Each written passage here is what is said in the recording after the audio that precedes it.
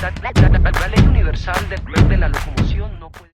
Gostaria de ter um time como esse que nós vamos ter agora aqui no palco diante de vocês debatendo. Nós temos 3 grandes nomes, de fato, convidados aqui para discutir exatamente o que importa do nosso ponto de vista, que é estabelecer que país é esse que a gente sonha, a gente está indo para onde. E nós combinamos o seguinte, ao contrário do que acontece, com a permissão do meu amigo Aloysio Mercadante, não vai ser um debate de políticos, com aquelas regras horrorosas que os políticos adoram e nós jornalistas detestamos. Vai ser uma conversa completamente livre. A minha função aqui com eles, em pouco mais de 2 minutos, vai ser a de fazê-los conversar e que vocês participem depois dessa conversa, que eu acho que ela vai ser muito rica. Nós vamos ter então, eu vou chamá-los logo agora, imediatamente, o Jorge Gerdau, por favor.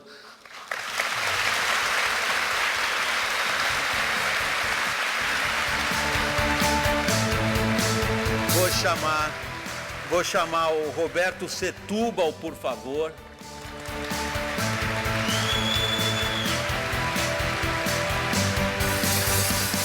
E como eu já adiantei, o Aloysio Mercadante. Como vocês perceberam,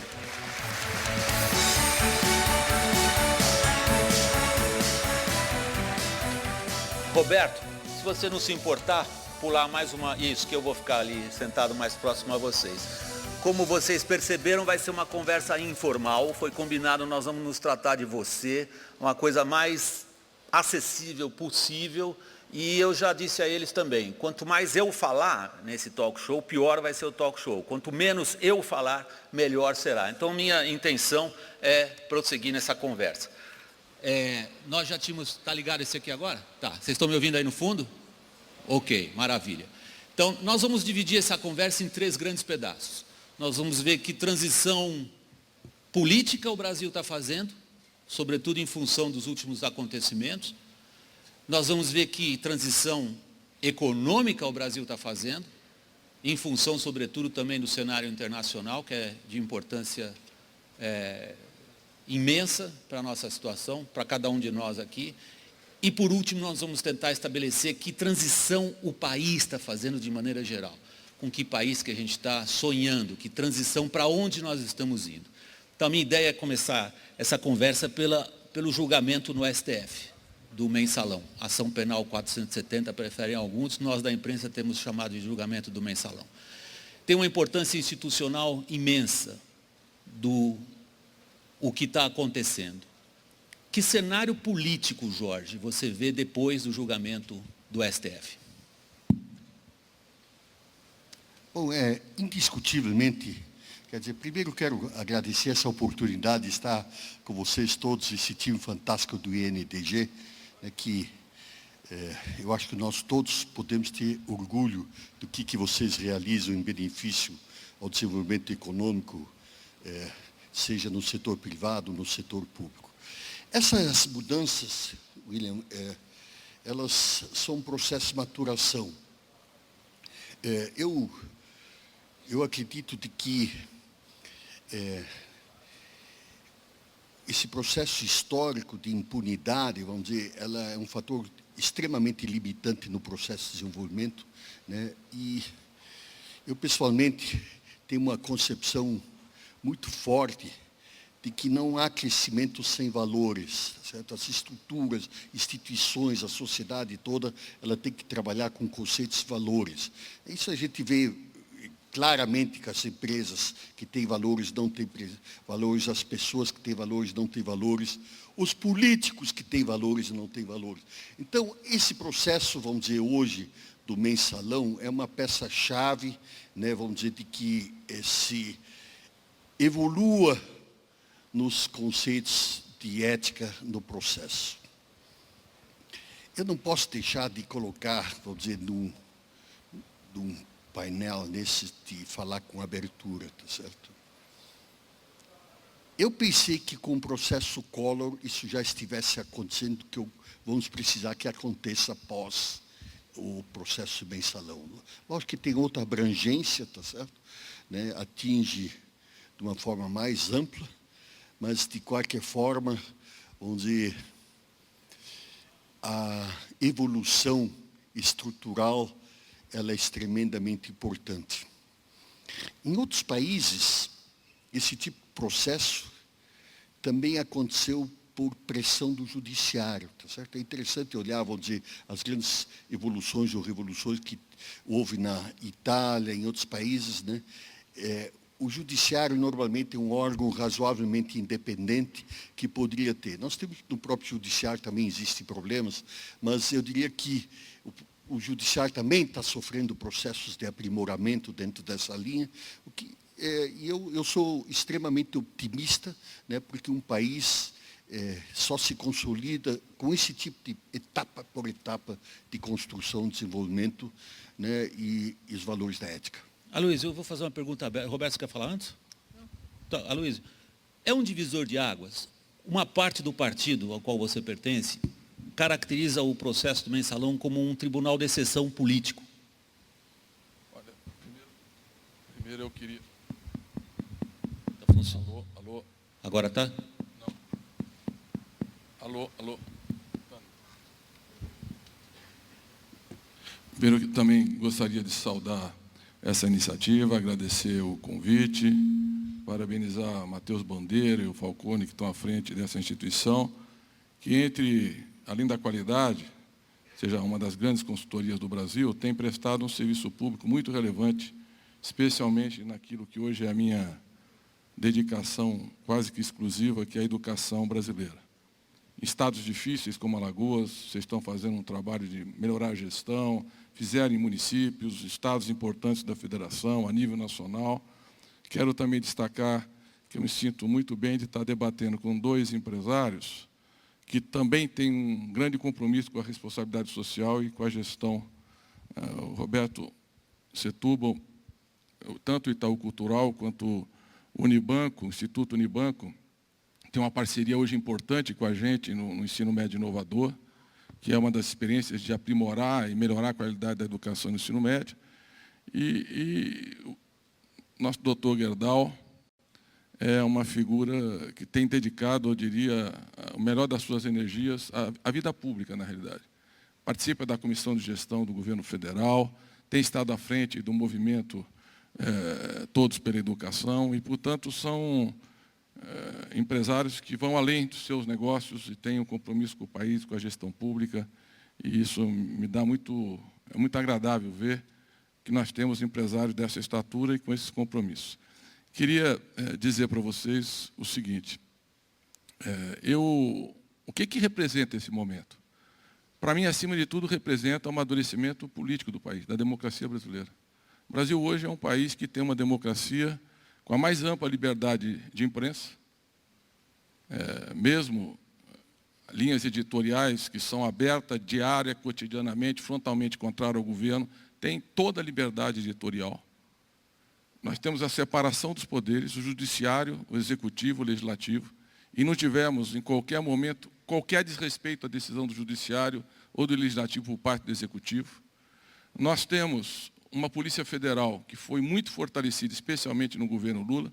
Acho que essa construção democrática ela vem de antes. Acho que o governo Fernando Henrique Cardoso, especialmente o próprio Fernando Henrique Cardoso, é um homem de valores democráticos inquestionáveis. Eu fui oposição ao governo dele, e foi uma oposição dura, mas reconheço que ele sempre foi um homem marcado por valores democráticos. O presidente Lula vem de uma longa história de luta pela democracia brasileira, não só da luta sindicais, direito de greve, liberdade de expressão contra a tortura, a repressão, a anistia, mas um homem que termina o governo com 85% de aprovação e diz, não tem terceiro turno no Brasil, aqui tem uma nova eleição.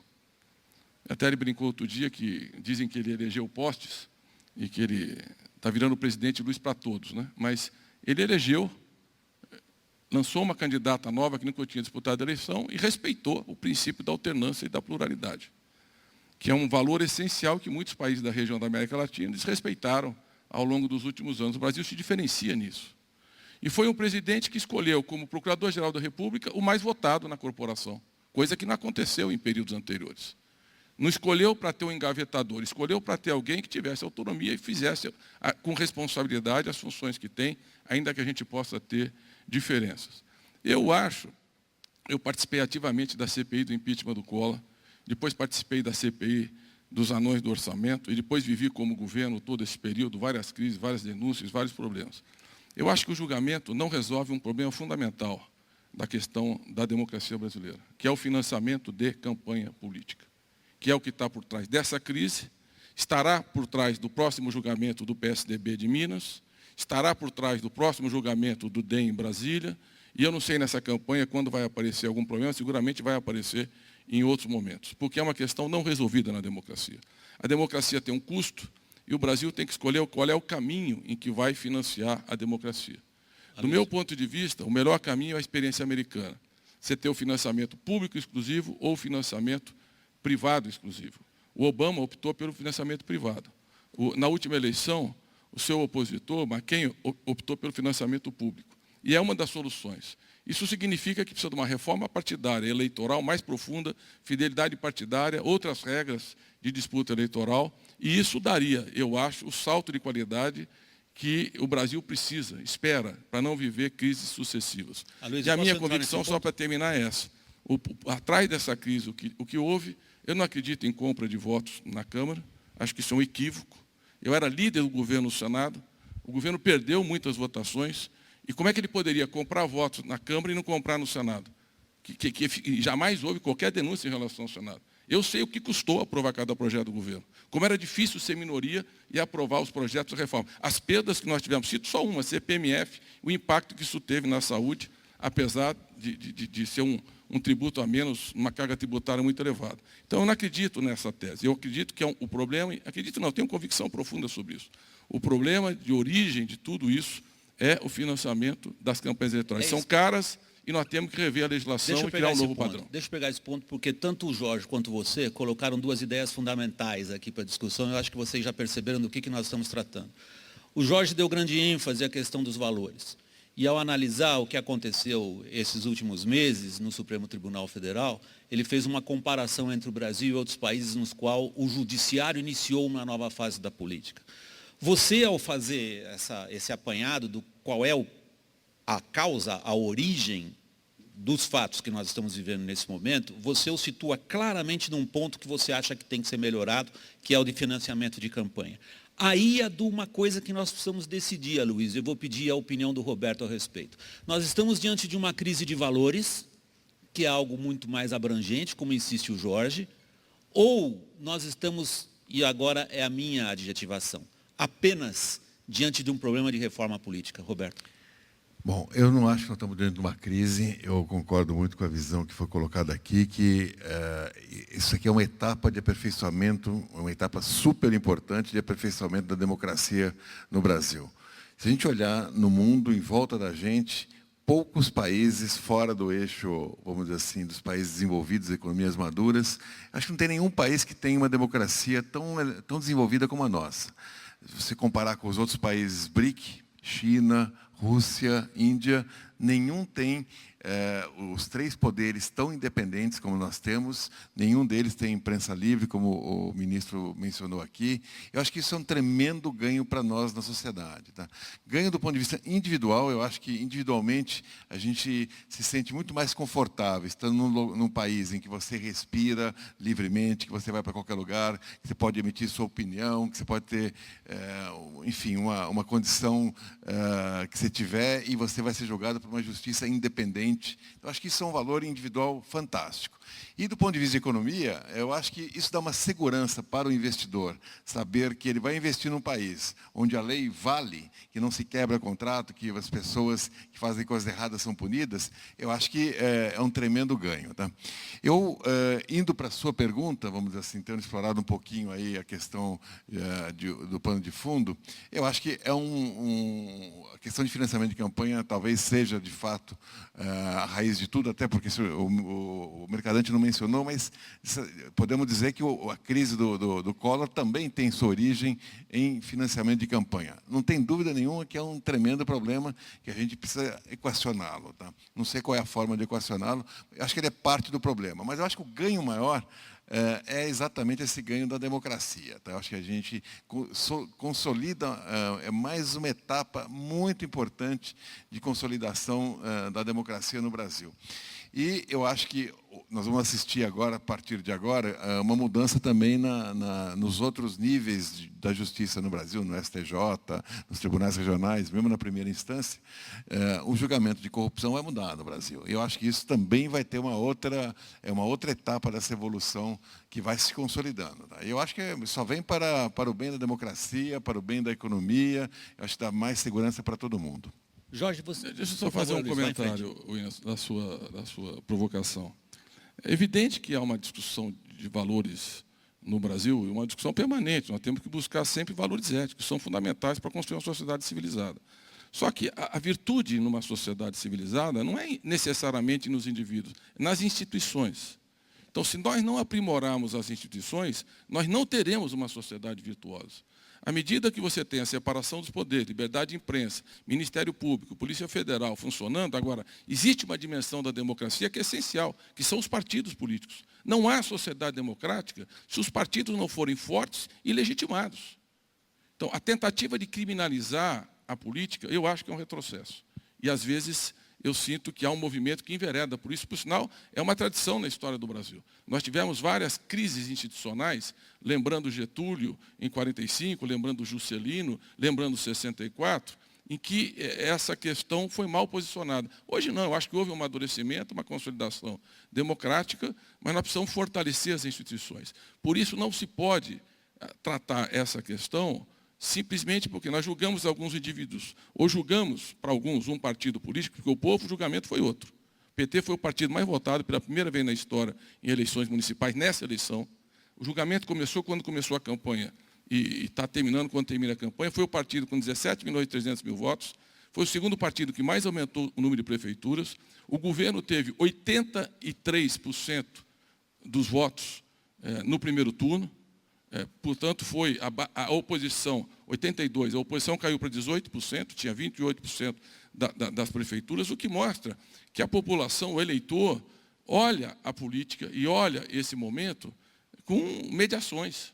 A vida da cidade, quem é a melhor opção, quem é que é mais criativo, quem é que tem mais proposta, quem é que tem o melhor caminho de gestão. E há um reconhecimento, eu diria, em que, aqui no caso do PT, aí eu falo como um militante desse partido, que nesses 32 anos que eu me dediquei à vida do PT, nós tivemos graves erros, nós e os outros partidos.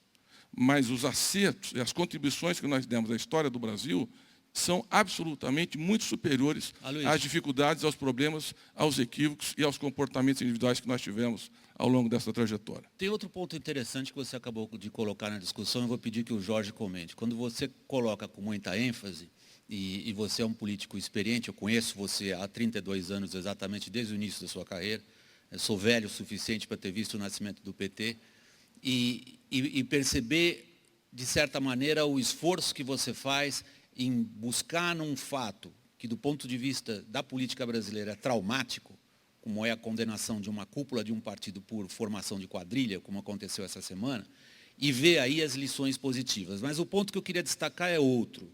É quando você diz, e daí eu concordo absolutamente contigo, acho que todo mundo aqui dentro também, não existe uma democracia forte sem partidos políticos fortes.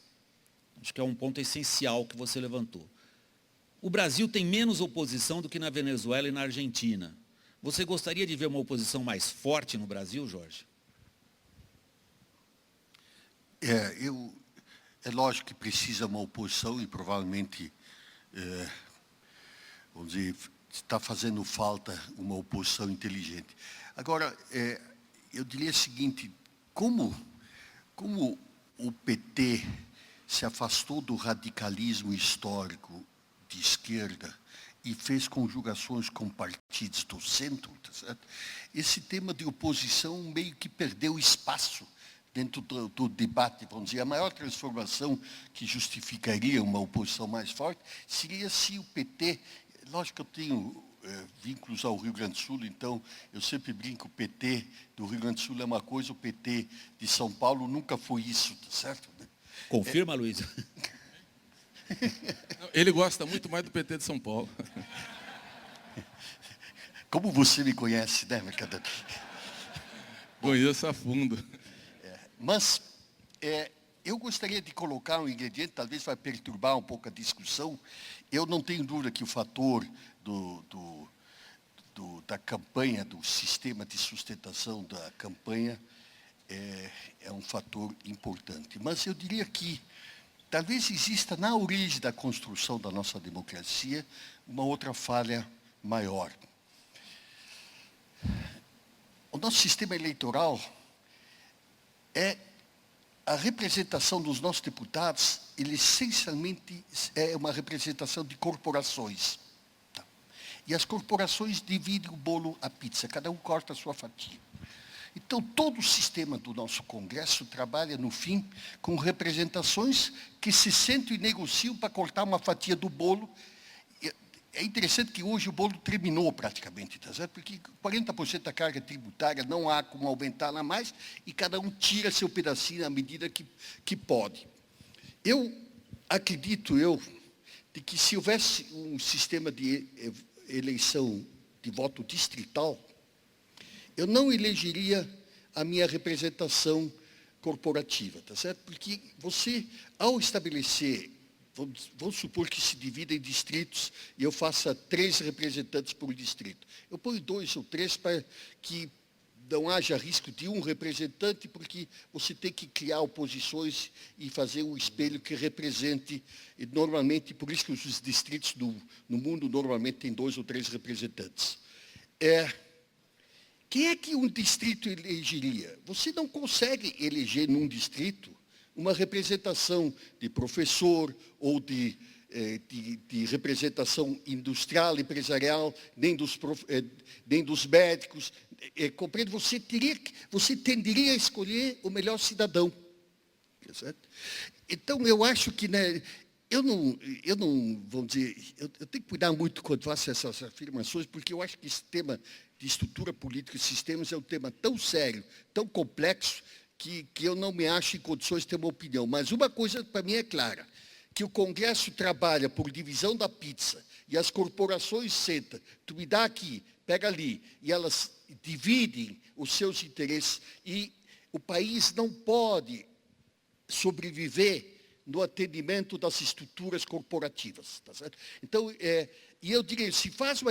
Vamos supor aí, eu divido São Paulo em 3 ou 4 distritos, quem é que provavelmente se elegeria nesse distrito, tá certo? Eu tinha certeza, vou passar a palavra para você imediatamente, Roberto, quando eu falei com vocês logo no início, que essa seria uma tremenda uma discussão. E vocês já perceberam que os fatores essenciais para entender a política brasileira foram colocados pelos 3 aqui. Nós falamos aqui dos fatos imediatos da política e do seu significado, do seu impacto imediato. Nós falamos na questão da formação e fortalecimento das instituições, nas quais o Aloysio incluiu com muita propriedade, na minha opinião. Aliás, a questão dos partidos políticos, que eu, como jornalista, acho que é muito mal compreendida no Brasil. O Roberto assinalou os progressos que o sistema democrático brasileiro tem fazendo, numa visão um pouco mais abrangente, como a dizer para nós assim, cuidado, não vamos chutar tanto esse balde, porque tem muita água boa aí dentro. E o Jorge agora coloca uma questão fundamental, Aloysio, eu acho que você vai concordar com a minha avaliação, que é a da representatividade do nosso sistema político, que está na raiz da crítica que ele faz agora ao trabalho de quem é o representante do povo no Congresso. Quem lembra em qual deputado votou em 2010 para a Câmara dos Deputados aqui? Levanta a mão. Aloysio, é pouco. Muito pouco. E vocês são a elite, para todos os efeitos. Se a elite do país não lembra quem é o representante do povo na Câmara, toda a crítica à representatividade do sistema político é complicada. Roberto. Eu queria explorar um pouquinho esse ponto quer dizer, avançar um pouco, contribuir um pouco em cima do que o Jorge falou. Eu acho que a questão partidária me parece um ponto central aí da política brasileira. Eu acho que, de uma forma geral, no Brasil, o governo federal tem um poder muito grande, tipicamente maior, ao meu ver, do que em outros países. O poder do governo federal, junto aos estados, pegar a maioria dos estados no Brasil é completamente dependente do governo federal, né? Na medida que os estados são dependentes, aquilo acaba fazendo com que os deputados e os senadores daqueles estados que são extremamente dependentes do governo federal acabam ficando muito vinculados à política estadual, que está muito vinculada a uma política de conseguir uma parceria melhor com o governo federal. Isso não é um problema do PT, do PSDB, não é um problema de ninguém, é um problema da estrutura econômica brasileira, da estrutura política. E eu acho que o que também acaba acontecendo, isso é uma parte do problema. A outra parte do problema, eu acho que é essa questão de você ter muitos partidos, tá? A dificuldade de se negociar no Congresso, cada projeto de lei, ele vai aumentando quantos mais partidos você tem. E eu acho que nós estamos, se a gente for assistir o que tem acontecido no Brasil, é um crescimento enorme do número de partidos. E isso vai tornando essa negociação mais e mais difícil. E eu acho que a legislação, da forma como ela é feita hoje no Brasil, a legislação política, que aí eu acho que cabe uma reforma política, ela acaba incentivando a criação de mais partidos, tá? E isso não acho que seja bom para a democracia. E acho que uma alternativa, o Jorge mencionou ali o voto distrital, eu gosto mais talvez do distrital misto, que você tem uma parte da representação no Congresso vai no distrital e uma parte, vamos dizer assim, representantes que teriam uma plataforma mais nacional e não tão local assim, que acho que o voto distrital acaba levando uma plataforma muito local. Num país da dimensão do Brasil, eu acho que não dá para ficar só no local. Você tem que ter uma plataforma também mais nacional. Luiz, vamos fazer um teste? Vamos ver se o pessoal aqui sabe o que é voto distrital e o que é voto distrital misto. Vocês sabem do que nós estamos falando? Olha a hesitação. Bom, vamos Vocês explicar. sabem o que é voto distrital misto? É muito simples. Vocês sabem o que é voto distrital? O distrital é assim, você divide o país inteiro em distritos, onde você mora, no seu distrito. Pela você vai população, escolher, tá? Pela população. Aí você vai escolher o seu candidato no seu distrito. Você não pode escolher, vamos dizer, se você vai votar, digamos, no PT, você vai escolher o candidato do PT do distrito onde você está. Você vai votar sempre nisso. Só tem um representante por partido, por distrito, no máximo, tá? E o distrital misto seria, você elegeria, portanto, uma parte dos deputados. Vamos dizer, o distrital puro, você elegeria todos os deputados com base nos representantes dos distritos. E o distrital misto seria uma parte seria feita dessa forma e uma parte da forma como a gente faz hoje, de ele escolher um candidato, independentemente do local onde ele está. Roberto, vamos agradecer a aula de política. Eu concordo. Eu acho que o voto distrital misto daria mais proximidade do parlamentar com a sua base, ele tem que prestar contas do que ele faz, você tem mais controle social. E torna a campanha mais barata, né, Luiz? Barateia, essa é a questão. Barateia. Essa é a questão, barateia a campanha e resolve uma parte do problema de financiamento de campanha. Como é um só por distrito, não tem disputa dentro do partido. O partido tem um representante só ali. E o voto distrital E o cara faz misto, só a campanha ali, né? porque Só você no tem distrito ainda dele. uma parte é o voto de opinião, o parlamentar de opinião, que é importante, porque em Brasília, por exemplo, tanto na Câmara, eu fui líder da oposição do governo, você negocia com quem? Você negocia com uma elite política que está ali, que pensa o Brasil, que resolve as questões. Os parlamentares são mais locais, eles cuidam mais das coisas locais ou setoriais. Então é importante, já é assim, se fosse organizado dessa forma, nós baratearemos, aumentaríamos o controle. Agora, deixa eu só fazer um comentário que eu não concordo, que não tem oposição no Brasil. Eu comecei a militar 40 anos atrás, e me lembro, porque eu fiz pós-doutorado em oposição, fiquei uns 30 anos na oposição. Mas eu estava com o Fernando Henrique em 73, estava com o Zé Serra em 73, estava com todos eles, com o Mário Covas. Quer dizer, naquela época nós éramos oposição ao ACM, Bonhausen e outros que eu encontrei mais tarde. Mas eles fizeram muita oposição. Eles têm longa experiência. Eu fui para o Senado com ACM, Bonhausen, Arthur Vigílio, Tasso Gereissati, Sérgio Guerra, Efraim, o Demóstenes. E vocês vêm falar que não tem oposição? Eu me senti o próprio São Sebastião, uma flecha por dia no peito. Todo dia, pá! Ali, aquele enfrentamento permanente. Tem oposição, e tem uma oposição com experiência longa de governo, como é o PSDB, com experiência de administração, com experiência política. O que tem que ser analisado, é que tem um governo que é bem avaliado pela população. E por que é bem avaliado? Porque o país hoje tem estabilidade econômica, o país hoje tem 380 bilhões de dólares de reservas cambiais, O país hoje não é mais problema nas crises internacionais, é parte da solução. A gente empresta recursos para a FMI. O país hoje tem estabilidade inflacionária, começou no governo anterior, se consolidou nesse governo. O país reduziu a sua dívida pública, teve responsabilidade fiscal, fez políticas sociais inovadoras, tirou 40 milhões de pessoas da pobreza e criou um mercado interno forte. O país, nessa crise, ajustou o câmbio, reduziu o custo do financiamento do capital, está desonerando a produção, reduzindo impostos, nós temos que aprofundar esse movimento, e a queda dos juros reduziu a Selic e deu espaço para a gente melhorar a política tributária. O país está fazendo, talvez tardiamente, e aqui eu tenho muito respeito pelo Gerdau, porque tem um monte de empresário que falava com o PT, ai, como eu gosto de vocês, não pensava nada daquilo. O Gerdau não, sempre fala o que pensa e vai direto na testa e coloca o problema na pauta. E uma das coisas que ele sempre bateu é o seguinte, precisa parceria para investimento em logística e infraestrutura. Esse é um ponto que nós estamos fazendo tardiamente, mas estamos fazendo. Rodovia, ferrovia, portos, aeroportos. Isso nós vamos atrair mais investimento para a logística. Então, pega o seguinte, só terminar, estamos com pleno emprego. É um país que tem a menor taxa de desemprego, talvez entre as menores taxas de emprego nessa crise, e um país que está reduzindo a desigualdade social mesmo na crise. Um país que colocou a educação como prioridade da política. Deixa eu concluir só. Só concluir. O que existe na política é que o povo avalia a vida dele, se melhorou ou não, se teve mais emprego, salário, condições, e isso se expressa na representação política. Vamos lá que eu vou seguir na tua tua qual é a dificuldade da oposição? É encontrar um discurso para enfrentar uma situação como essa. Essa é a dificuldade da oposição. Eles estão meio... Eu já vivi essa dificuldade. Aloysio, eu me lembro do Plano Real, era uma sinuca de bico. Aloysio, é uma sinuca de bico, assim, eu sinuca de conheço bico. você Você há 30 consegue anos, sair. por isso então, que eu estou pedindo para você parar nesse instante. Não vou parar, mas o argumento fica, depois eu continuo. O Aloysio e eu somos amigos, a gente já participou dos eventos desse tipo e acaba sempre assim. Eu vou aproveitar a linha que você está sugerindo, Aloysio, porque você... inteligente como você é e hábil como você é nesse tipo de discussão, você tirou o foco imediatamente do lado político e o jogou para o econômico com toda a propriedade. E é por aí mesmo que eu queria ir agora nessa segunda Não, eu tirei a parte. oposição e pus o governo. Claro. Você não veio aqui a passeio. Não. Para onde eu quero ir agora?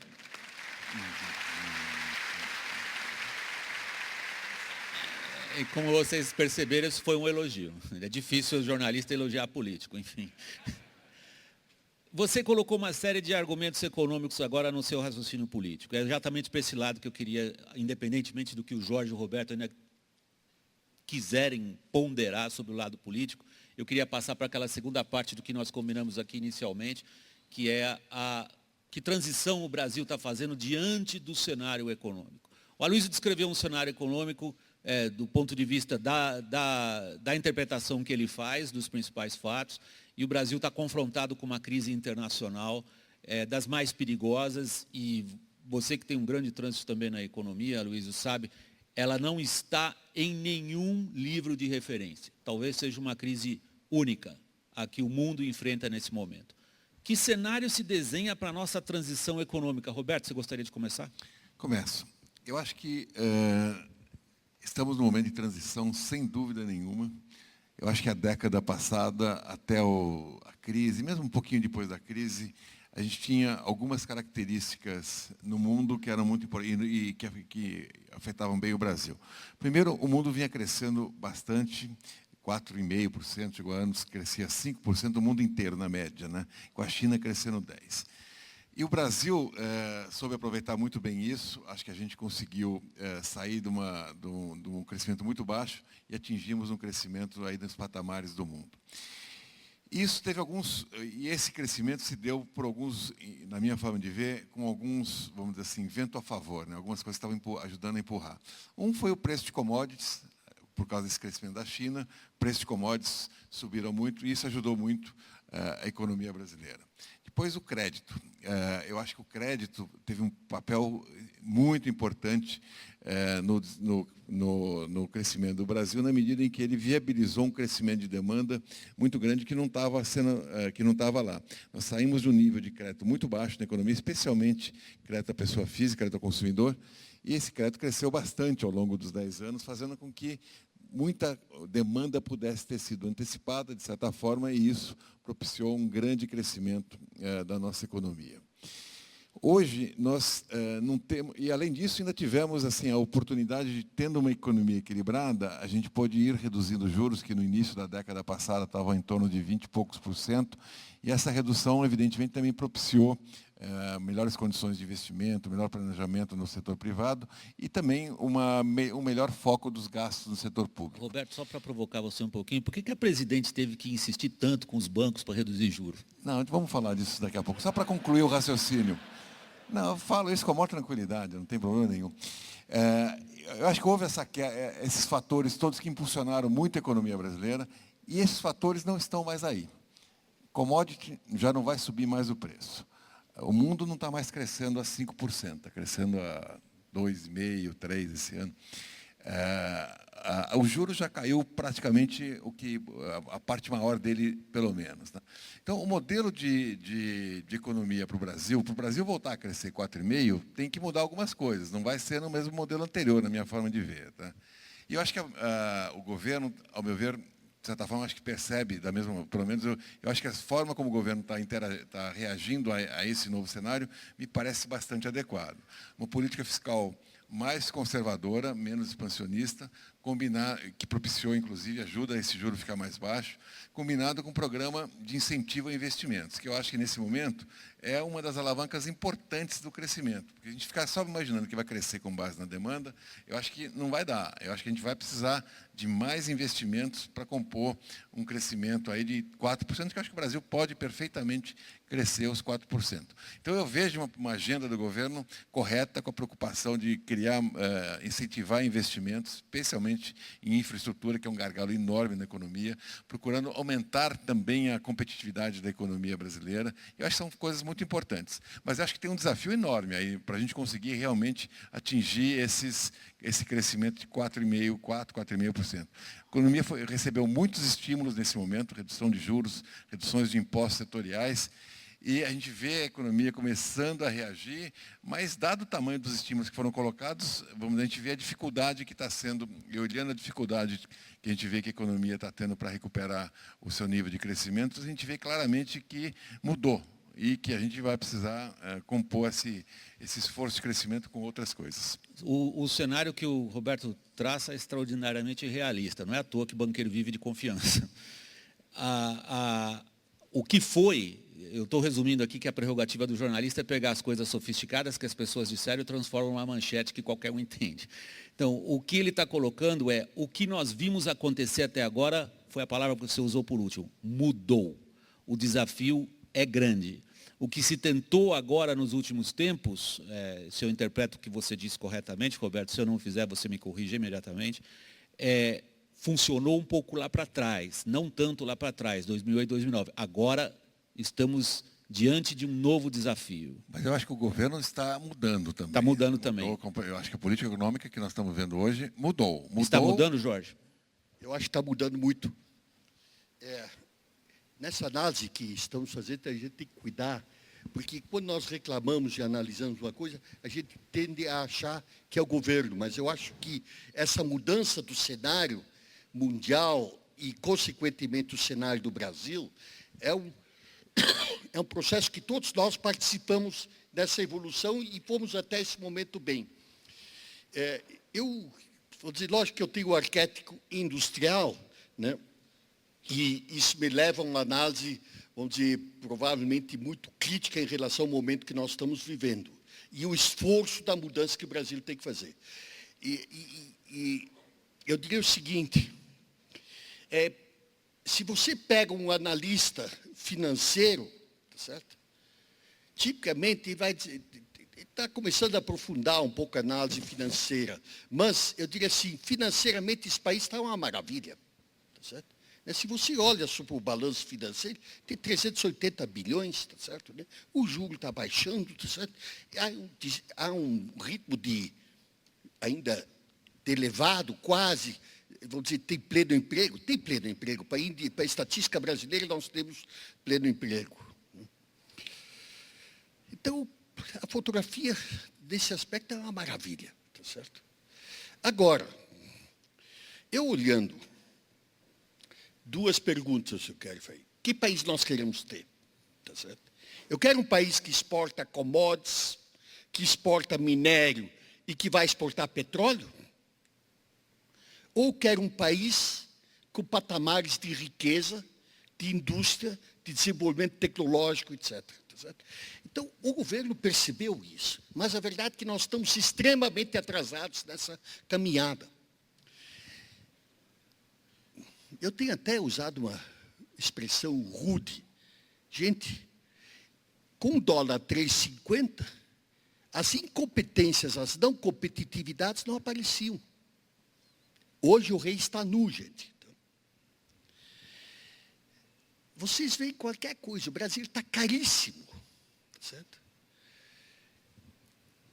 Consequentemente, eu tenho que hoje fazer uma análise aprofundada. Tá certo? As soluções, vou dizer, de sustentação do mercado, etc., os estímulos, desconto de impostos, financiamento, isso são medidas de curto prazo. De curto prazo, eu tenho feito uma análise tentando fazer uma análise de definir prioridades dentro dessas funções de competitividade, e eu diria que temos 3 fatores principais hoje para transformar o país num país competitivo. O Brasil perdeu a competitividade de uma forma significativa. Nós tínhamos 25%, 24% do PIB, né, a participação da indústria, tá certo? Hoje o setor manufatureiro está em 14% do PIB, tá certo? E do jeito que vai, tá certo? Dá para diminuir mais ainda a participação da indústria. Eu me lembro ainda quando o Fernando Henrique falou uma vez naquele momento sobre o dólar, ele disse, não, agora minha empregada, nas férias, ela vai para Miami. Né? Naquele tempo, a empregada ia, hoje vai a família. Tá certo? Então, eu não sou contra isso, tá certo? Mas, se eu pego as curvas de evolução da política que uma China fez em relação à sua moeda, em relação às curvas do dólar, eu tenho mais de 40% de afastamento dessas curvas nos últimos anos, tá certo? Consequentemente, eu tenho 3 áreas que eu tenho assim, uma meta utópica, mas ela tem que ser falada. Educação, tá certo? Felizmente, nós estamos com um ministro que está atacando o problema fortemente, mas eu digo o seguinte, como vocês no INDG sabem esse tema, eu digo o seguinte, nós fizemos uma evolução fantástica de melhoria de educação quantitativa, mas para competir, nós temos que ter na formação básica, educação média, eu digo que se não formar um cidadão igual à Coreia do Sul, cidadão e o profissional, eu não compito. Segundo ponto, sim. Não, eu queria deixar a educação para o país que nós vamos perfeito. abordar na terceira etapa. Mas assim que você concluir, sim, eu vou me afastar da educação, mas é um fator decisivo na competitividade. Nós vamos voltar a ele. Eu estou apenas separando os pedaços. Para chamar o Aloysio a comentar esse desafio que vocês dois colocaram nessa economia. Você concluiu o raciocínio? Não. Ok, prossiga. Eu estou no primeiro terço. Segundo ponto é logística. Tá certo? O Brasil investiu em 2010 e 2011 12 bilhões no Ministério do Transporte e Logística. O orçamento para esse ano está previsto em 14, e casualmente agora, quando vindo no avião, há um atraso enorme, porque como teve esse problema de corrupção, etc., para botar ordem na casa, o processo está atrasado. Eu conversando com o Bernardo, que hoje dirige o Instituto de Planejamento na parte de logística, eu tenho conversado muito com ele, com o ministro, eu perguntei quantos anos é atraso nossa logística? 10 anos, 15 ou 20? Tá certo? E quanto dinheiro é? Numa análise superficial, o atraso é de 300 a 400 bilhões de dólares. Tá certo? No ritmo de 12 bilhões, a boca do hipopótamo, do jacaré, está abrindo mais do que a entrada de dinheiro para atender o atraso. Nós pagamos mais de 15% de custo de logística. Tá? Os Estados Unidos pagam 6,5% a 8,5%. Então, a não competitividade da logística é uma loucura. Certo? Esses dias saiu no jornal, agora 3, 4 dias atrás, para colocar na China uma tonelada de soja, pagamos $180, e o americano paga $106 para colocar, tá certo? São $74. Então, a logística nos rouba a competitividade. E na parte tributária, que é o terceiro ponto, nós temos uma estrutura de impostos cumulativos que tira a competitividade da cadeia de manufaturados. Então, temos um trabalho que estamos finalizando com a Fundação Getúlio Vargas, que estabelece o que tem de impostos escondidos na porta da fábrica, do automóvel, lá do minério, da botina, do sapato do minerador, tá certo? O refeitório, tudo tem imposto cumulativo. Tá? Então, o automóvel tem mais de 15% de impostos escondidos na porta da fábrica, antes de pagar todos os impostos que a gente vê na imprensa quando paga de imposto. E quanto tem de imposto escondido no automóvel importado? É zero. Então, eu tomo os 10%, 8% de logística, mais os impostos PIS, COFINS, ICM, perde parcialmente, e o IOF, de todo capital de giro, tem 20% dos prédios do banco é imposto IOF, não tem no mundo IOF no financiamento, imposto sobre serviço sobre toda a cadeia, 62% é serviço no Brasil, paga 2% a 5%. Esse conjunto tira novamente uns 15% de competitividade. Então, o Brasil, vou dizer, você pega um nível de baixa educação, você pega 8%, 10% de logística e mais os 15%, tá certo? Eu pergunto que país eu quero. Agora, como o dinheiro está folgado, as finanças estão boas, eu vou piorar um pouco pelo balanço do mundo, a perspectiva com a China, etc. Né? O Roberto colocou um pouco o cenário de maior equilíbrio. Mas, olhando financeiramente, eu, como ministro fazendo, eu disse, está uma beleza meu balanço. Mas é esse país que eu quero? Nós passamos gerações construindo uma certa indústria. Ela vai desaparecer. Deixa eu trabalhar. Eu não vou brigar. Deixa eu voltar um pouquinho. A palavra é tua. A palavra é tua. O governo está atacando Aloysio, os problemas, hein? O governo está atacando os problemas. Mas deixa eu só aqui Aloysio, fazer eu a pequena diferença. Aloysio, eu deixo, você vai Não. falar agora bastante tempo. Eu só quero dizer o seguinte, eu não vou brigar com notícia. Vocês notaram como o Roberto e o Jorge jogaram a discussão já para o país que a gente pensa que a gente quer, para onde a gente está transicionando.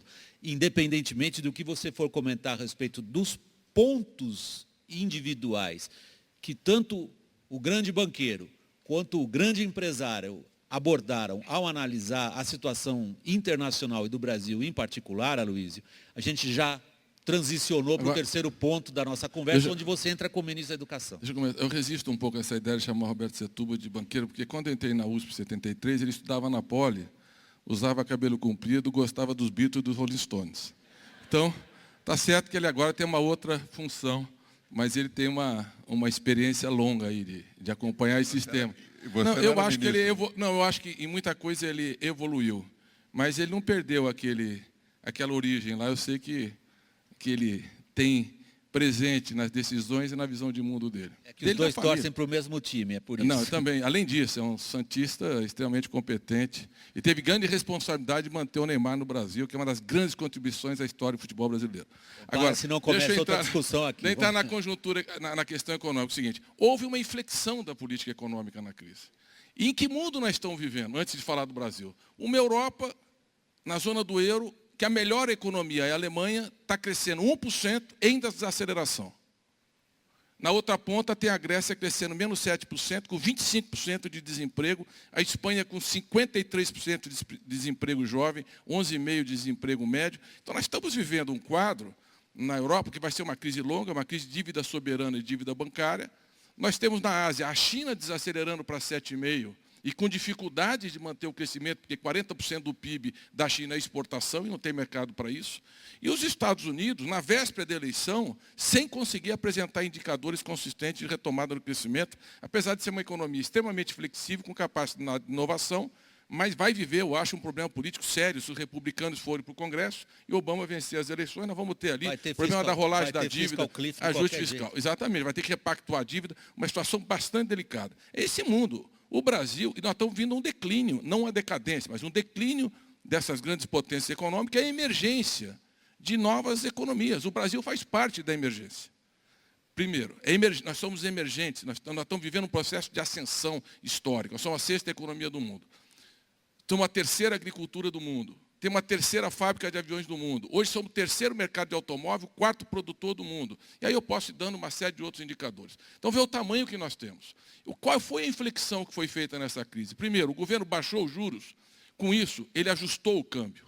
melhorou a competitividade, porque nós estávamos com o câmbio muito apreciado, isso sim estava levando um processo insustentável. Numa crise dessa dimensão, sobra produto no mundo inteiro, a gente com a moeda apreciada, é impossível exportar, e nós vimos perder uma parte importante da nossa estrutura produtiva. Você ajustou o câmbio e baixou os juros, reduziu o custo do financiamento do capital. Ao mesmo tempo, você reduziu o custo da dívida pública. No momento de desaceleração da economia, você reduziu o custo da rolagem da dívida. O que você fez com a redução do custo? O governo começou a reduzir impostos para aumentar a competitividade. Reduziu o imposto sobre a folha, reduziu o IPI sobre setores estratégicos. Nós estamos reduzindo carga tributária, aumentando a eficiência econômica. Nós vamos, ano que vem, reduzir de 16% a 28% o custo da energia.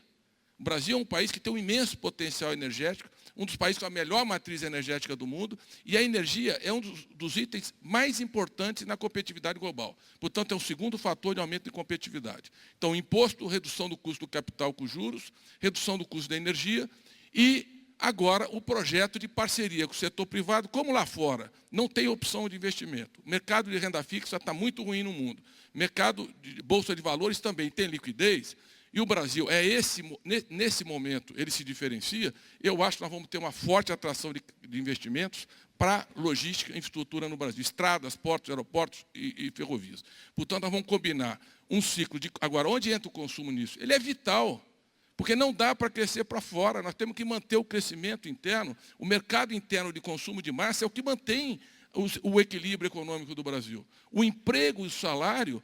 É isso que permite a gente ganhar escala interna para melhorar a competitividade. Agora, eu termino só para fazer a passagem para o outro ponto. Outro dia perguntaram para o Tony Blair qual eram as 3 prioridades da Inglaterra para o futuro. Ele falou educação, educação, educação. E veio o Major perguntar, e qual é para você as 3 prioridades? Ele falou, eu discordo totalmente do Tony Blair, a minha prioridade é educação, educação, educação, mas na ordem completamente inversa. E eu, como vocês sabem, divido dos dois, mas acho que as 3 prioridades são educação, educação, educação. Se a gente fizer educação, ciência, tecnologia e inovação, que é o fator mais importante de competitividade, o mundo inteiro está buscando competitividade, nós vamos sair dessa crise nessa dimensão que o professor Gerdau está colocando, e que eu acho que é essencial. O Brasil não pode se acomodar a ser um país produtor de commodities. Isso nós já somos, e seremos. Porque falta alimentos no mundo, nós somos o 3º maior produtor. Vai faltar petróleo, nós vamos ser uma grande potência exportadora de petróleo. E nós temos minérios que também são essenciais. Então nós seremos, isso nós já somos. Nós precisamos aproveitar essa oportunidade, o bônus demográfico que ainda nós temos, e investir numa sociedade de conhecimento, numa economia que gere mais valor agregado, que tenha mais eficiência. E, por último, trazer um pouco da eficiência do setor privado, porque não foi fácil sobreviver no sistema financeiro dessas crises todas. Então eu termino, apesar de ser um jovem que gostava do Beatles e do Rolling Stones, o Itaú é o maior banco brasileiro, não foi fácil atravessar essa crise e construir um banco. Como não foi fácil manter uma empresa siderúrgica e todo o complexo econômico do Grupo Gerdau, e principalmente aqui no caso, eu dou a minha referência, por quê? Porque poucos empresários entenderam que tem que ter uma parceria muito mais profunda com o governo, no sentido de buscar mais eficiência, mais gestão, também o Estado aprender com a iniciativa privada do ponto de vista da sua capacidade de gerir com eficiência. É outro mundo o Estado, né? Você só pode fazer o que a lei permite, mas gerir com competência e com eficiência. Então, eu acho que vocês do NDG estão exatamente nessa fronteira entre o público e o privado e pode contribuir muito nas duas pontas, trazendo as experiências de cada um dos lados. E com mais gestão nas políticas públicas, na logística, na infraestrutura, eu sou extremamente otimista. Eu e o povo brasileiro. Porque quando você faz pesquisa, qual é o país mais otimista em relação ao futuro, somos nós. E eu acho que o povo tem muita sabedoria nisso. Nós realmente somos um país que não tem guerra, que tem democracia, que tem estabilidade, que tem um ambiente fantástico, que tem potencial de matéria-prima, recursos naturais, vive um belo momento macroeconômico nessa crise, muito difícil, e acho que nós temos uma perspectiva muito promissora de futuro, especialmente se nós elegemos educação, ciência e tecnologia como eixo estruturante para a próxima década. Vamos passar para esse ponto agora. Eu acho sempre extraordinário nesse ponto que vocês veem. São 3 figuras públicas que se dispõem a se expor. Nem sempre figuras públicas gostam de fazer isso. E se dispõem a expor num debate aberto. Vocês notam que são todos extraordinariamente hábeis no uso da palavra, são extraordinariamente diplomáticos, mas dizem as coisas duras como tem que ser ditas, Aloysio. E tem coisas duras colocadas aqui à discussão, eu gostaria de aprofundá-la um pouco. Eu vou colocar um chapéu, como a gente fala na linguagem jornalística, que é uma designação, uma etiquetinha no que eu quero dizer agora, chama-se visão estratégica. O Roberto faz uma apreciação com uma série de ressalvas em relação ao quanto que foi feito permite que a gente atinja o patamar que queremos atingir, do ponto de vista do crescimento. O Jorge vai, como empresário, com muita ênfase, com muita veemência, ao que ele considera os 3 pontos que tornam, na visão dele, difícil imaginar aquilo que a gente quer para o Brasil. Se a gente não formar capital humano, se nós não resolvemos os problemas de logística e, principalmente, um outro ponto com o qual ele bate muito também, que são as questões de gestão pública, onde você participa diretamente dentro do Palácio do Planalto. Então, Roberto, existe essa visão estratégica, incluindo a questão de formação de capital humano, nas políticas públicas brasileiras? Bom, eu concordo 1000% que a nossa maior prioridade de longo prazo é a questão de educação. E educação é essencial para a democracia, porque as pessoas têm que saber escolher os seus representantes, têm que saber o que querem, e educação, nesse sentido, é fundamental. É fundamental na produtividade que a gente pode conseguir dentro das empresas, senão não adianta. Se a gente não tiver gente com mínima educação, você não consegue evoluir. E isso, ao meu ver, é essencial. E acho que temos um longo, mas muito longo caminho a percorrer na questão da educação. Acho que o Brasil tem feito um esforço grande e crescente. Eu acho que nesses últimos 10, 15 anos, eu só vi crescer o esforço que a gente está fazendo na área de educação, e fico feliz com isso. Mas ainda assim, eu acho que estamos muito longe da qualidade que a gente precisa. Eu acho que a gente vê as estatísticas do Brasil comparada com os níveis de educação de outros países do mundo, ainda somos muito fracos. Acho que tem um esforço enorme a ser feito. Acho que quanto mais coisa a gente puder fazer nessa área, melhor. Acho que continuamos fazendo menos do que vamos precisar no futuro, embora tenhamos aumentado muito e tenha feito um esforço enorme nesse sentido. E, enfim, eu acho que o caminho é esse, mas temos que perseverar muito. E acho que o que vem pela frente é um mundo muito mais difícil, onde essa questão de produtividade, de competição, serão fatores determinantes no desenvolvimento econômico, e nós temos uma fragilidade, sim, que é essa questão educacional. Acho que é uma fragilidade que está sendo corrigida. Acho que todo mundo aqui participa de programas de educação. A Fundação do Itaú Social, ela faz programas enormes, o Jorge está envolvido nisso, temos o ministro aqui. É um esforço enorme, mas acho que temos que fazer muito mais do que isso. A Olimpíada que nós participamos lá no Olimpíada da Língua Portuguesa, que o Itaú tem um programa desse com o Ministério da Educação. Enfim, eu acho que a ciência, da mesma forma a tecnologia, que são partes desse programa, são super importantes para o Brasil, e concordo plenamente que o Brasil não pode almejar ser um exportador de commodities. Acho que a gente tem que ter um país que seja, enfim, inteligente, que saiba criar valor, que saiba fazer coisas, porque esse é o país que eu acho que o Brasil tem dimensão para ser uma potência, e eu acho que temos que buscar isso. Acho que esse é o sonho grande do Brasil. Qual é a nossa visão estratégica? Eu diria que eu acho que é uma evolução fantástica. Esses 3 pontos que eu estou tocando, e principalmente o ministro Mercadante, vamos dizer, ele tem feito um esforço e analisado, debatido e trabalhado fortemente nesse conceito de evolução. Mas eu não vi ainda, vamos dizer, o conceito. Lógico que dentro da minha visão de competitividade, etc., eu gosto de ter benchmark, tá certo? Então, para que o Brasil realmente possa ser um país competitivo, o patamar de exigência tem que ser completamente outro. Certo? Por isso eu digo, nós fizemos uma curva de melhoria da educação, mas nós não temos coragem de dizer publicamente que enquanto eu não atingir um patamar tal e tal da educação, eu não vou competir no mundo. Essa dimensão, vamos dizer, como nós temos uma parcela enorme de excluídos, tá certo? Como é que eu vou fazer, com que esforço eu vou conseguir realmente uma inclusão? Porque país rico é o que tem educação, essa relação é absoluta. Tá? Então, eu digo o seguinte, o tema está posto na mesa, a ambição é insuficiente.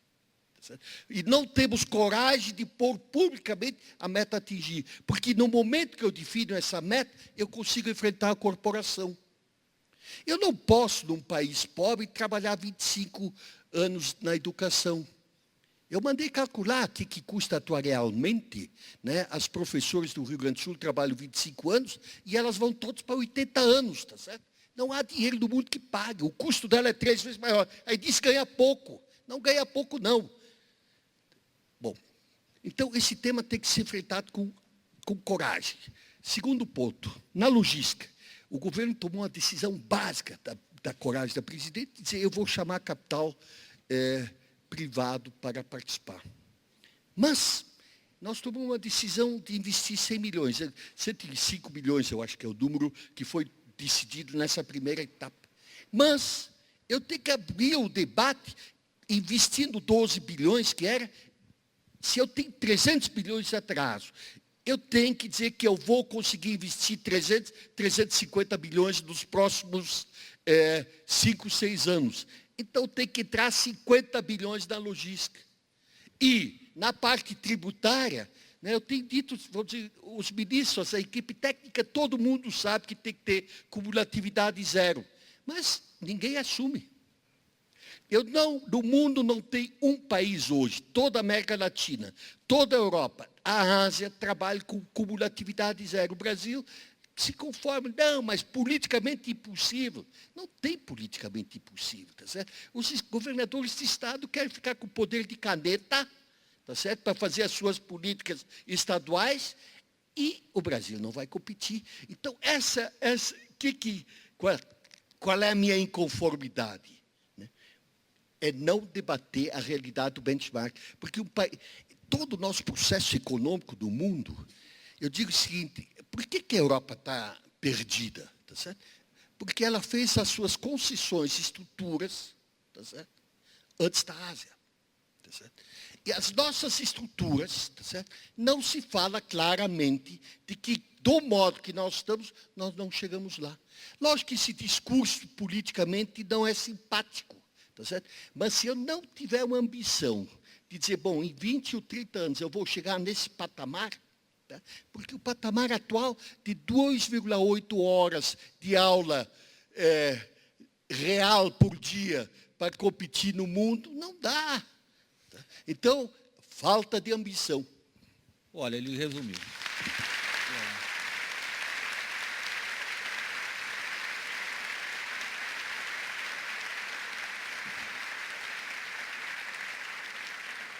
Nós estamos chegando ao final, você vai arredondar, Luiz. A inconformidade do Jorge é a minha também. Aí eu não vou ficar fora dessa conversa como se eu fosse aqui absolutamente desvinculado de qualquer dos problemas que a gente enfrenta. E isso acima ou abaixo, se você quiser, de qualquer preferência político-partidária. Mas eu faço minhas as palavras dele. A minha inconformidade é mesmo a falta de ambição. Deixa eu pegar aqui... Há um tempo atrás, Jorge Gerdau tinha 5 prioridades. Juros, câmbio, depois vinha carga tributária, logística e educação. As 2 primeiras saíram um pouco da pauta. Alguns, inclusive, o nosso vice-presidente só tinha uma, que era juros, querido Zé Alencar, juros. As 2 primeiras saíram da pauta. A carga tributária, ele continua batendo, mas é o período de maior redução de carga tributária que nós tivemos na história recente do Brasil. De desoneração de folha, desoneração de IPI, de desoneração substantiva, especialmente no setor estratégico da indústria. E não tivemos, já faz há muito tempo, nenhum aumento de impostos. Estamos reduzindo impostos e carga tributária. Com responsabilidade fiscal, porque se nós fizermos populismo de reduzir na crise o imposto e a dívida pública voltar a crescer, não vai ter juros baixos. Então, o juros só cai sustentadamente se nós tivermos responsabilidade fiscal. Então, a redução ela tem que ser feita de uma forma racional e sustentável. Na questão da infraestrutura e logística, há um acordo total na preocupação. Agora, qual é a origem desse atraso? 20 anos de recessão, 14 anos de hiperinflação, principalmente 14 anos de hiperinflação, que o Brasil praticamente não investiu nada, desinvestiu, desacumulou. Depois da estabilidade, nós ainda não tivemos um ciclo de investimento em logística e infraestrutura. Está chegando agora, é tardio, é. Tudo nesse país é tardio, é atrasado, mas acontece mais rápido. Então, eu vejo com muito otimismo o potencial que nós temos de investimento em logística e infraestrutura, portos, aeroportos, estradas, etc., que é, por exemplo, o grande motor de crescimento da China durante um longo período. Então, o Brasil vai entrar num ciclo de investimento em logística e infraestrutura e hoje tem demanda. Agora, em relação à educação, tem a média da qualidade da força de trabalho do Brasil, você tem toda a razão, mas vamos pegar alguns dados. Nós ficamos de 1980 a 95 com 1,5 milhão de estudantes universitários. Ficamos 20 anos, se eu olhar para trás era isso, 20 anos sem aumentar os estudantes. Hoje, nos últimos, o Fernando Henrique trouxe de 1,5 milhão para 3, e agora nós vamos para 7. 6,9 se a gente considerar a pós-graduação. Nós estamos formando 1 milhão de alunos por ano. Em 10 anos, o que nós tínhamos quase de estoque de estudantes é o que nós estamos formando por ano. 1 milhão e 100 mil alunos universitários, com nichos de excelência. Por que nós temos a terceira empresa de aviação do mundo? Porque há 60 anos atrás, nós fomos lá, trouxemos o reitor do MIT, trouxemos 7 professores, montamos o ITA, agora nós estamos dobrando o número de alunos do ITA e repactuando com o MIT para fazer um centro de inovação em engenharia aeronáutica. Nós estamos com o Senai fazendo um investimento de 2 bilhões de reais em todas as 60 principais cadeias produtivas do país e 23 centros de inovação para fazer o quê? Mandando 1.000 professores para a Fundação Fraunhofer na Alemanha para olhar exatamente quais são as cadeias produtivas portadoras de futuro para formar, do ponto de vista da mão de obra técnica e científica, e fazer pesquisa e atender a demanda de inovação da indústria. Isso junto com os 562 unidades dos institutos técnicos federais que nós temos hoje, nós tínhamos 140 há 10 anos atrás. Nós triplicamos a estrutura de formação de mão de obra técnica profissional. O Pronatec, que tem um ano, hoje tem 2.120.000 estudantes fazendo ensino técnico profissional no Brasil. Isso vai mudar a produtividade e eficiência da indústria e da estrutura produtiva brasileira. Além disso, nós temos hoje alguns programas que fizeram uma inclusão social na universidade, que nós nunca fizemos na história do Brasil. Nós temos 1 milhão e 100 mil bolsas de estudos do ProUni. Temos 570 mil contratos de financiamento pelo FIES. E agora, a política de cotas, eu sei que preocupa e incomoda. Mas por que precisa uma política de cotas no Brasil? Nos próximos 10 anos, implantar em 4 anos. Porque dos 20% mais pobres do Brasil, só 5% tem título superior. Só 5%. Só 0,5%. Há 10 anos atrás. Hoje, 4,2%. Cresceu 8 vezes, mas é 4,2%. Os 20% mais ricos, 47% têm título superior. Dos negros, há 10 anos atrás, só 4% chegaram à universidade brasileira. Hoje nós estamos em 18 para 19%, eles são 51% da sociedade.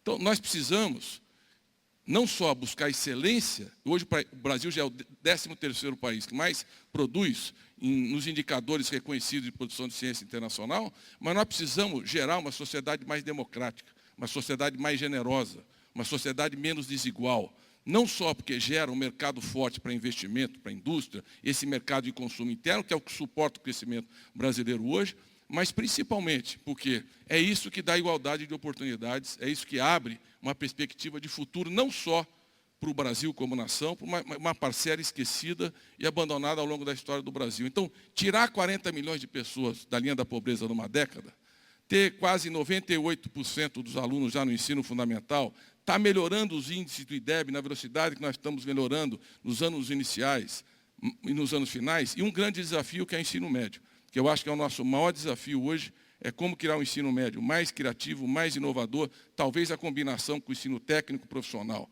com o ensino regular. E o Enem, que nós vamos fazer agora, 5.700.000 inscritos, e os alunos estão migrando em massa para o Enem, para pegar ProUni, FIES, Ciência Sem Fronteira, estamos projetando 100 mil bolsas de estudo no exterior. Então, eu realmente acho que o Brasil é um país que tem uma ambição histórica e um destino histórico fantástico. Vamos olhar o tamanho que o país tem hoje. Vou repetir, somos a 6ª economia do mundo, somos a 3ª agricultura do mundo, somos o país que mais promoveu a inclusão social e combateu a pobreza na última década, somos, na crise, o país que mais está reduzindo a desigualdade social, num ambiente de plenas liberdades, de convivência e, portanto, de uma perspectiva extremamente promissora de convivência com a diversidade e com a pluralidade. Por isso, eu acho que nós temos que ter muita ambição, mas nós estamos partindo num patamar histórico fantástico. Eu sei o Brasil que eu herdei na minha juventude. E eu sei o Brasil que eu vou entregar para meus filhos. É um Brasil muito melhor do que nós herdamos e com muito mais sonho e perspectiva concreta de futuro. Desculpe eu interrompê-lo, é porque nós estouramos o tempo desse programa. Temos já o novo palestrante, o próximo palestrante aqui, pacientemente esperando para falar com vocês. Eu queria, então, aproveitar essa oportunidade para... Você vai falar ainda alguma coisa, Roberto? Só para você arredondar?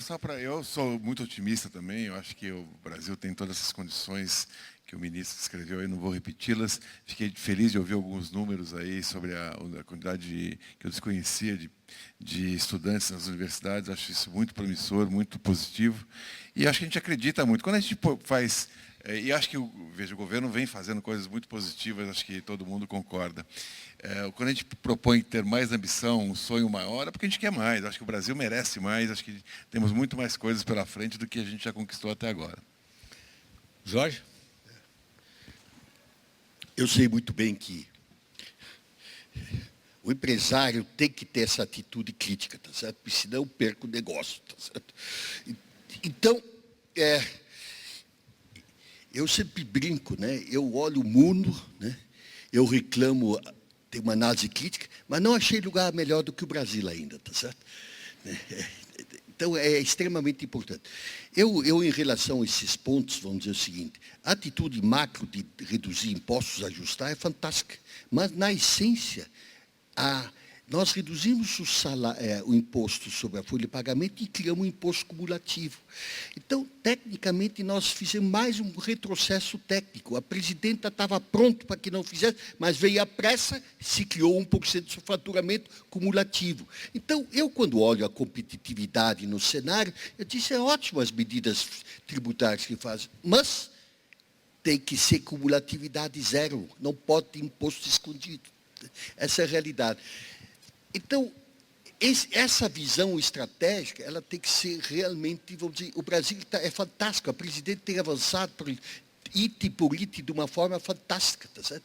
Mas, quando eu olho, vou dizer, com quem eu tenho que competir, tá certo?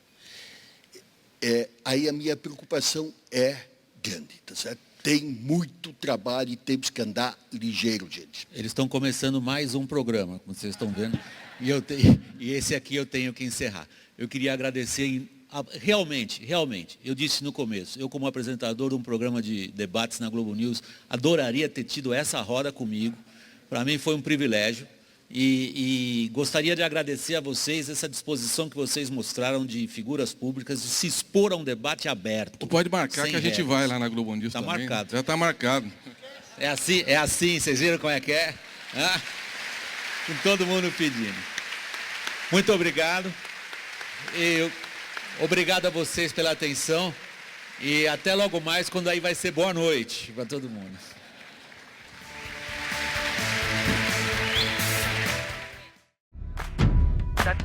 La ley universal de la locomoción no puede...